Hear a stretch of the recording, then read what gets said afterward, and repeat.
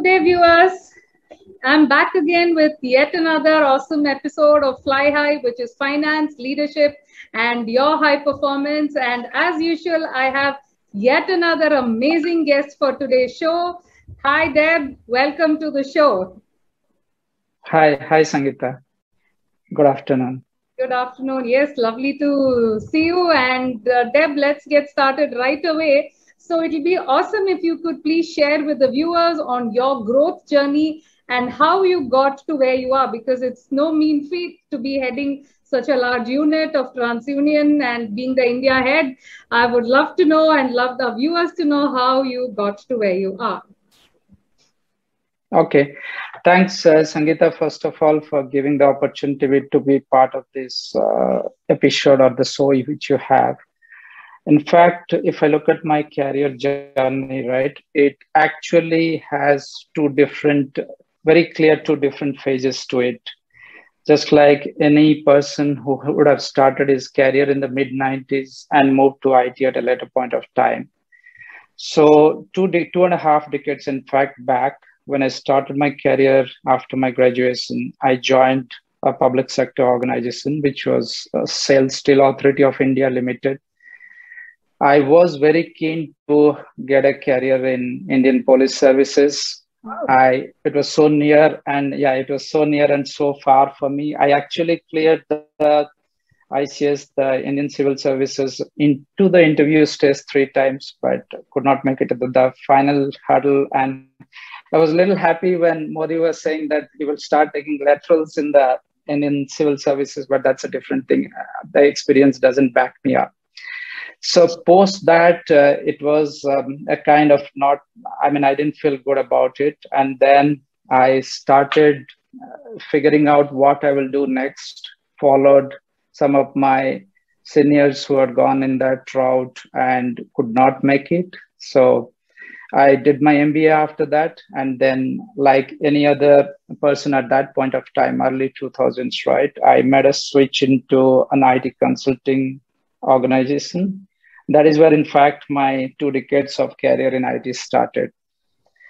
I worked in different organizations in IT. IT services, as we call, and captive organizations, which are currently, of course, the global capability centers.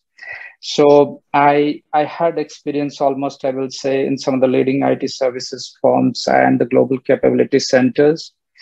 But somewhere I felt I had a more closer alignment to my purpose or what I was working on when I was working the captive center. Now, of course, they're called capability centers. So I joined DNB TransUnion at the start of this decade. Not at this decade. We have also moved out from 2010. So I joined somewhere early 2010 and then moved along with a change at that time to TransUnion. And I will say it's very aligned to my purpose. I'm blessed with it. So if you ask me, how did I get there? Of course, very clear thinking in terms of within the IT sector, what I want to be or where my clear focus is, how I want to drive, what I want to do in the next 5 to 10 years. And that is how I have arrived at where I am today. And I feel blessed about it. Amazing. So what really stood out for me is your clarity in thinking and how you focused on where you want to get. And probably, it was a blessing in disguise that you didn't get into the police, because that's what has now, gotten you to be a top leader in the IT world. Awesome. Yeah. So that's great. So considering that you're from the tech background and, as the India head, how did you manage to learn the nuances of finance? Because, finance, normally people get overwhelmed with it. So how did you manage that? Yeah. So, being in for 2 decades, Sangeeta, in the tech organizations for me in my professional stint, right? So in many places, I get viewed as a tech leader. So yes, I have a good bit of understanding of technology, but to be honest, over the last 8 to 10 years, the role I have played has been more of a general management kind of a role, where it's a combination of technologies, services, a bit of a strategy of operations and finance, of course. Now, to your point, right, if you are trying to grow in the path of a general management and particularly a player in the capability centers, it is extremely important that you understand the nuances of finance, because ultimately you don't have a big finance structure, a team working under you in the centers, and it is extremely important the leadership provides that ability to help the organization move forward on the financial aspects.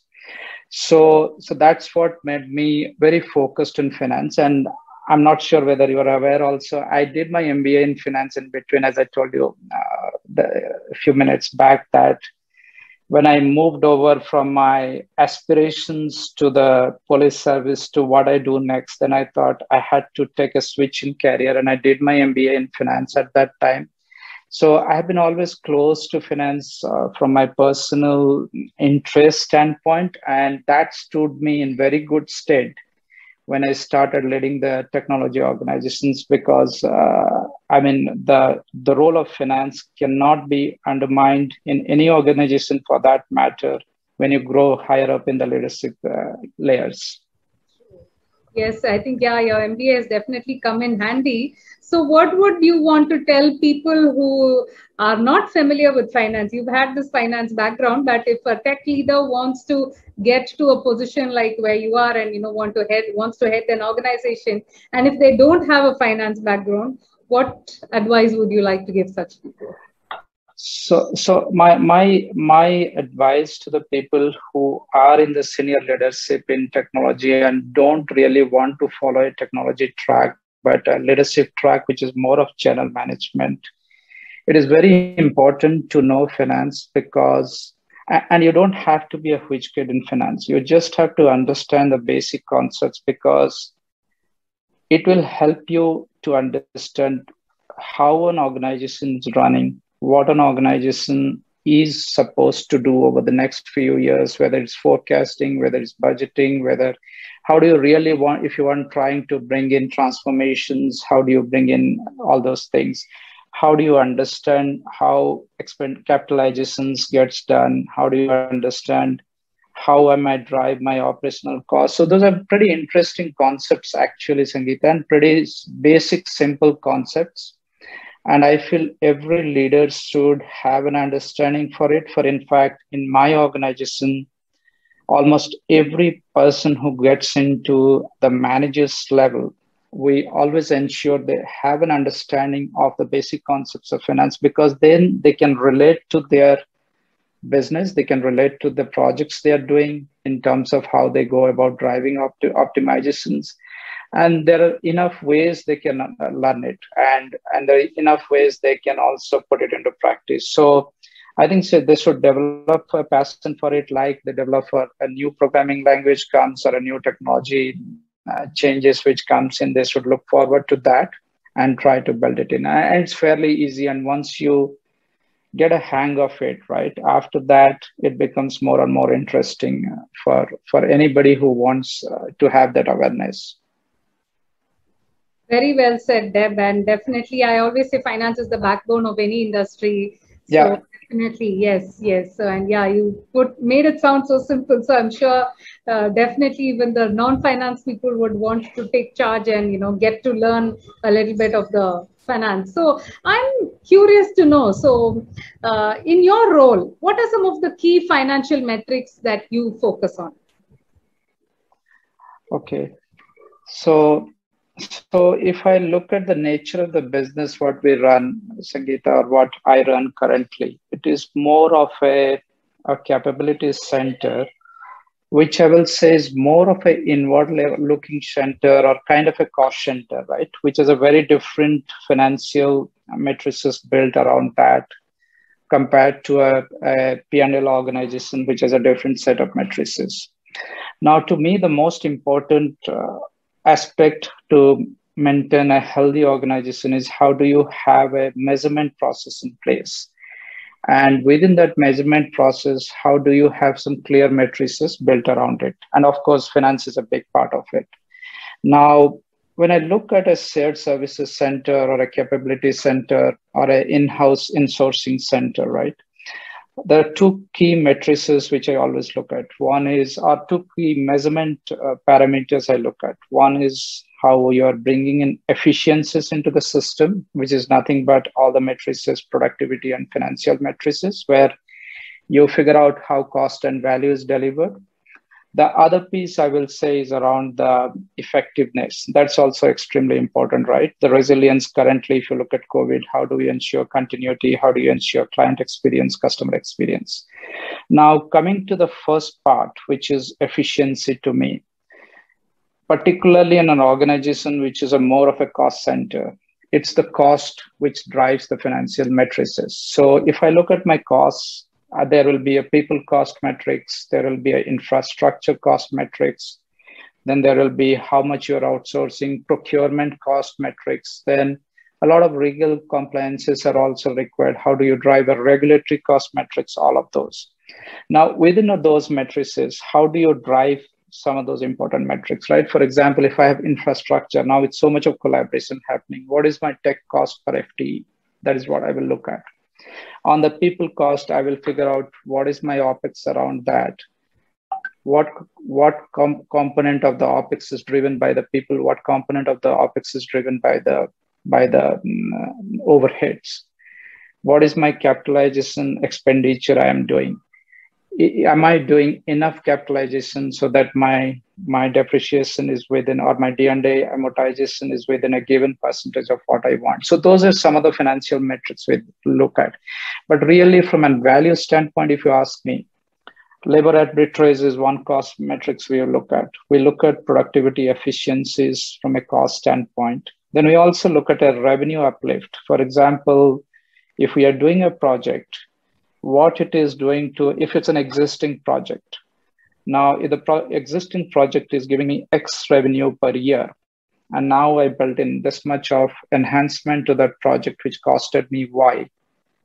What happened to the X in terms of the revenue uplift?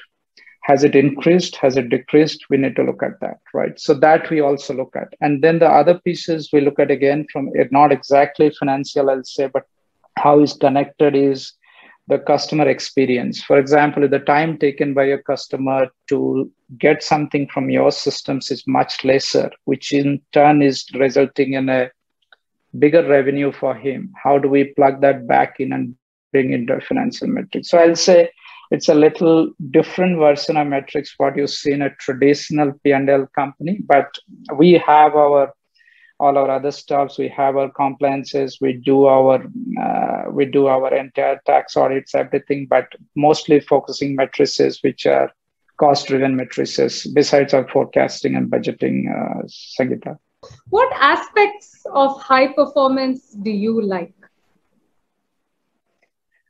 Yeah, so I think that's a good question. It's high performance is a, to your point, is a very, very critical success factor for any successful organization, right? So to me, if you're able to consistently meet the goals, and since we are morely as a team-driven companies, right, or team-driven projects, how do you work cohesively is very important. And how do you keep a very high engagement index across teams is important. So I feel like once you have these things in place, you can be high performing organization. But some of the important parameters, like if I look at which forms the foundation of it, I mean, I will say the critical success factor for us has been about the trust. We have a very high degree of trust within the organization, and that has been very beautifully demonstrated during COVID times. And the other piece I will say for a high performance for us has been because, again, we work in teams. How do you have a very strong collaborative and a strong communication? And by communication, I mean a very strong, effective communication in place so that you are able to define that. And for example, when to call, when do you want to get into Skype, when you don't want to get into Skype or Zoom, while now we have all gone remote, when you should be working, whether you need to have flexible hours, how do you define when we need to come back to office once office opens and all that stuff. So how do you define all that? Will be very important in terms of creating a very structured collaboration. The other piece I will say is again the new work environment, right, has created a very different shift in the roles and responsibilities, particularly for the middle management and the leadership higher. If you look at the junior level associates in our organization, the scope of responsibilities has remained more or less the same. But then if you look at managers and above, how the functions have gone a significant shift in terms of how they maximize the outcomes and the value from them as well.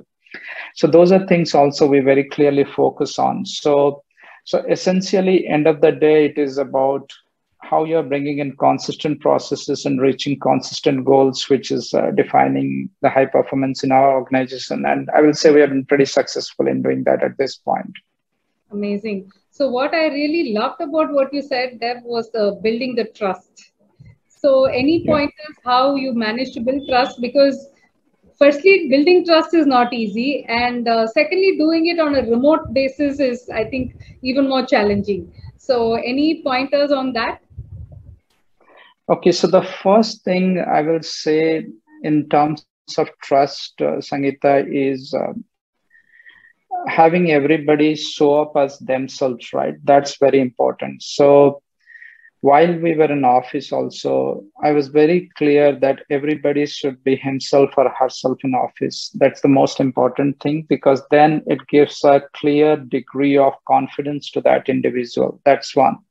Second is even though title structures, everything are there, right? We are entirely non-hierarchical. So if somebody talks to me and there are 2 or 3 layers of managers between me and the associate, there is no feeling that it's an escalation or anything. Anybody can come into my room and I can talk to anybody, and it's look like it's 2 persons within a family or within a team. Look like it's 2 persons within a family or within a team who are talking about something, maybe necessarily project, but not connected to the titles or roles. So we are unique that way, because that is totally non-existent in our organization. That's second. The third piece I will say is transparency. What I said in the beginning, right? How do you be yourself? So when you are not afraid to ask questions to the leadership, which is pretty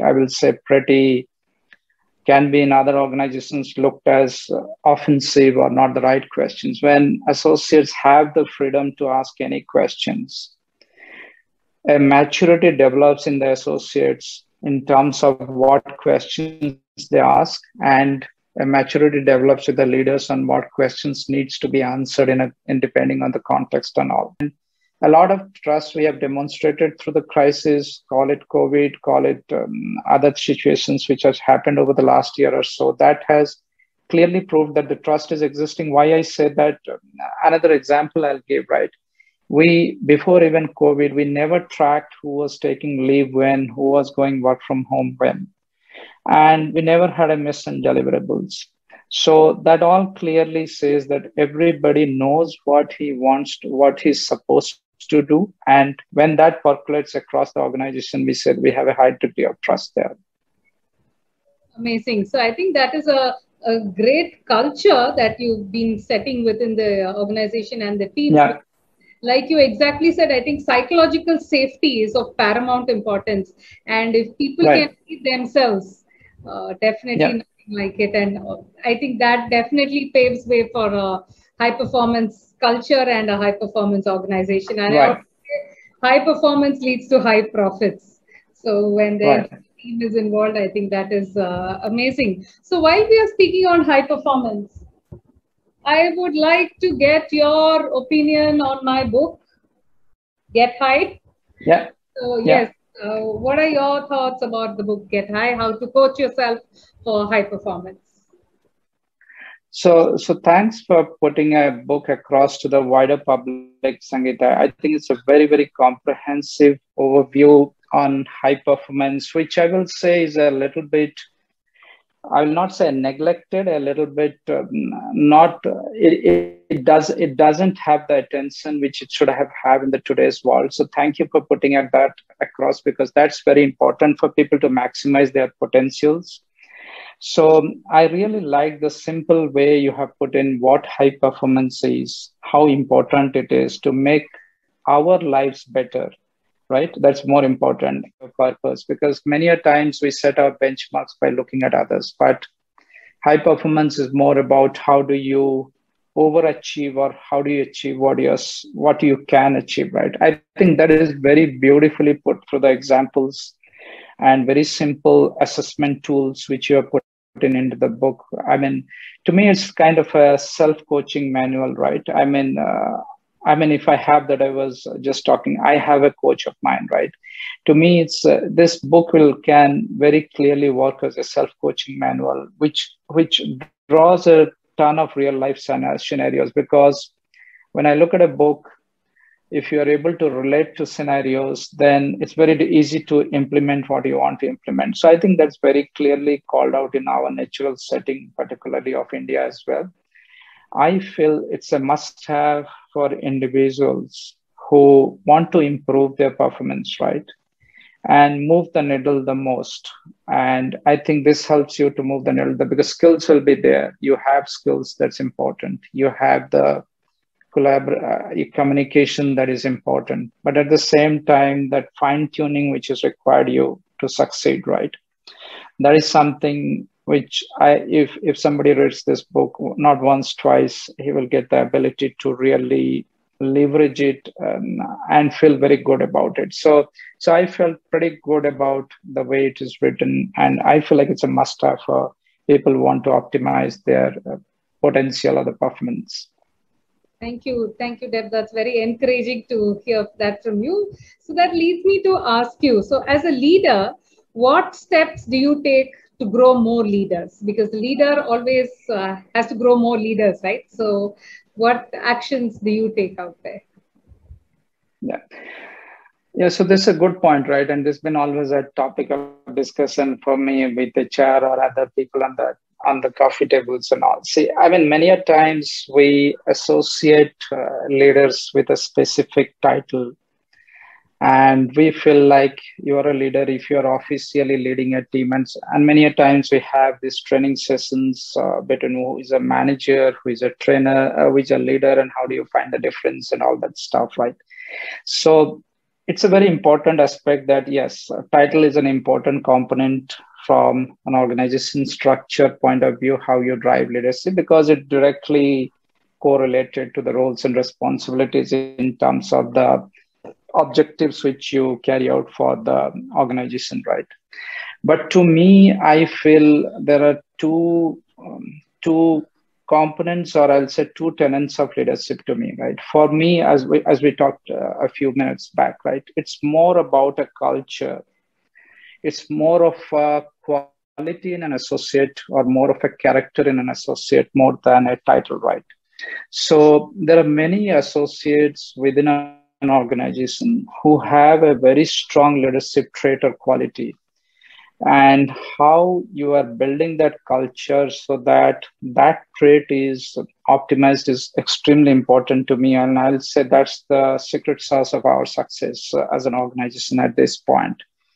And that is based on what we talked right now, right? A culture of trust, which we talked about, a culture of transparency, which is directly connected with ability to give feedback and receive feedback, ability to access to the leadership, no matter what level or titles you are in the organization, ability to be part of leading informal engagements, the workplace engagement groups.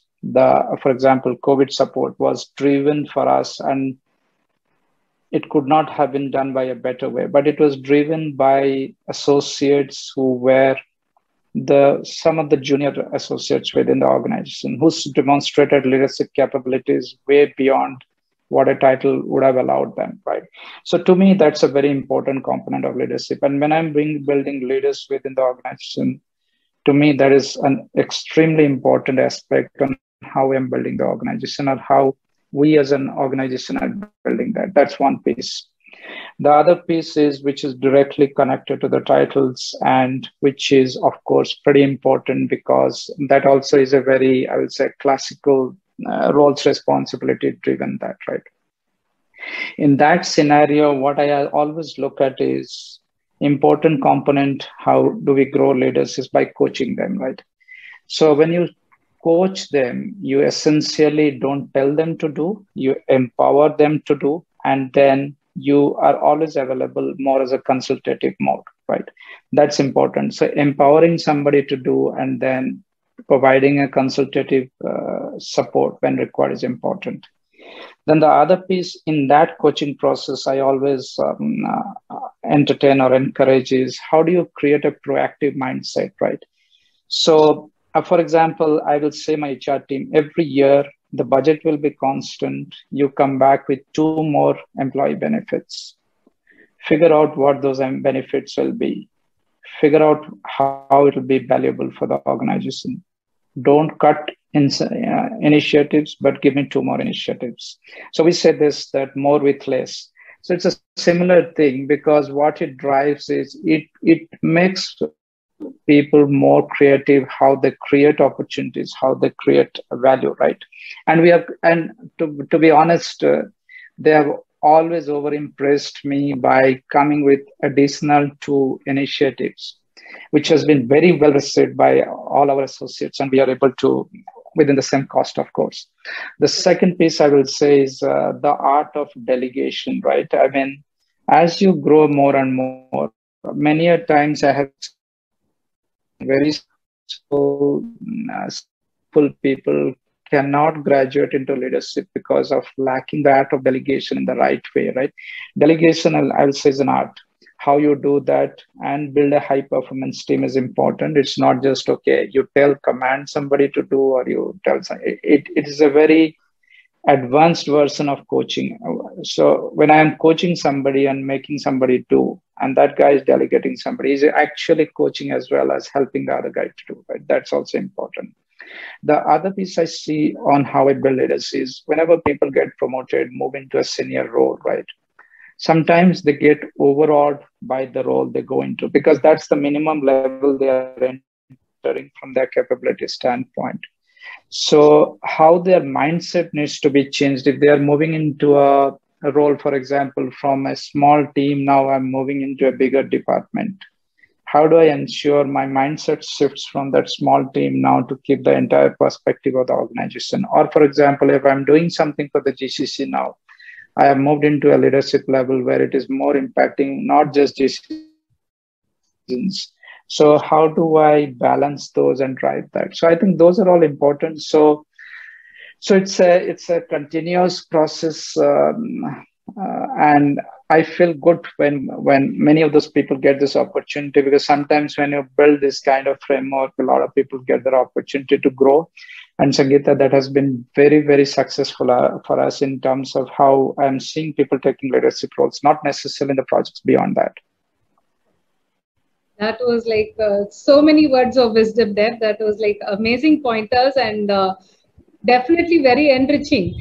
And I really loved the fact that how you said how the team manages within the budgets, not going beyond and being creative in their Yeah. process. Yes, that is something I really like to appreciate. And thanks a lot for those wonderful words of wisdom. And my last question to you would be, what would be your words of advice for aspiring leaders?